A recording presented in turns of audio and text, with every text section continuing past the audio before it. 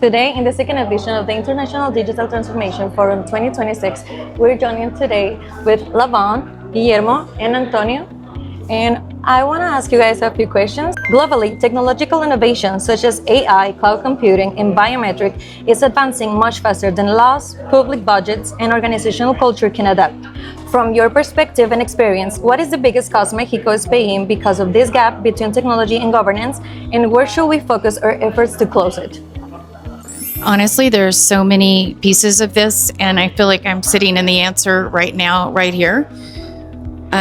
Most often it's infrastructure, and the fact that I am sitting with someone from a leading university who has a team that's helping us, and a hospital to take this to a clinical trial status. And honestly, when you think about trying to deploy some of these solutions, and I said this before, it's not that the technology doesn't exist. In fact, there's so much more that does exist. It's how do we actually get it to the patient, to the end user? And it's usually caught up in bureaucracy somewhere. And I can tell you, without millions of dollars on a shoestring budget, we're going into the top hospital in Mexico to prove efficacy. So when you can take someone that has a PhD along with Bernard and machine learning, and you can prove efficacy of something, but then take it into a hospital, get it to the patients, record that, and have results, then you start doing so much more than even just getting it to the patient. You change public policy to be able to get it to the patient, because back to communication is a basic right. We can put that in the power of a health minister, of a governor, of a president of a country to be able to, on our end, remove barriers, put hypotheses and theses out there and prove them with efficacy with doctors in a clinical trial. And that's, for me, the closed loop. So I agree with Lavonne that it's an infrastructure problem, specifically, at least in healthcare from our experience. Governance does a pretty good job of providing certain, we have the specialists, we have the infrastructure, the hospitals, to carry on this type of work and to also implement technology into it. What we sometimes struggle with, and it's a real concern sometimes, it's how can we get teams in different places, because every public hospital and every institution is very different. How can we train these people to implement this technology, and how to make them have the enough expertise to kind of modify them to be helpful for their clinic, for their patients.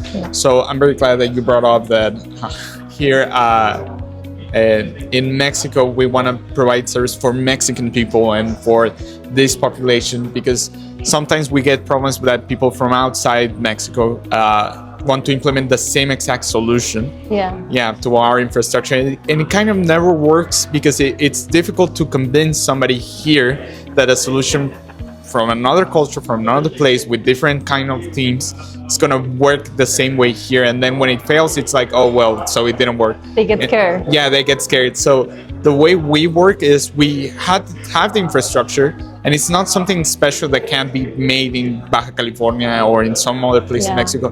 What we lack is the experience, the expertise. So we had to go outside Mexico to get that, then come back, implement it in our own way. But what works in Monterrey is not going to work in Baja California the same way. We need to see how you guys move, what kind of patient population you guys have.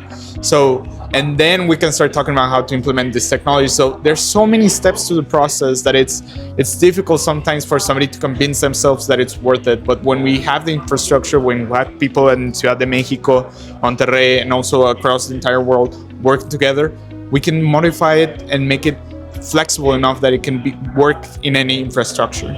It takes work.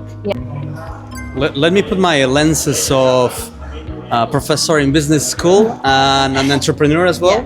Please. Because I'm gonna switch to another important part, not only that one, but it's coming from the private sector and startups. I think we need to have more support on small startups, entrepreneurship of young people, youngsters that could be or should be facing an end-to-end projects, so that they can face all these difficulties and having that confidence that Mexican talent can do it. Because usually what you find in some companies and enterprises is that you only have one piece of a project, so you can see the end-to-end solution, right? So if you have like, I'm thinking of the full capacity of the Mexican market, that we should have more open companies to trust in the end-to-end conversation and capabilities, so that in that sense you will have more talent of Mexicans that can take projects to a government and say, yeah, I have the ability, and you don't have to depend so much on other countries. You have that Mexican talent, and we have it.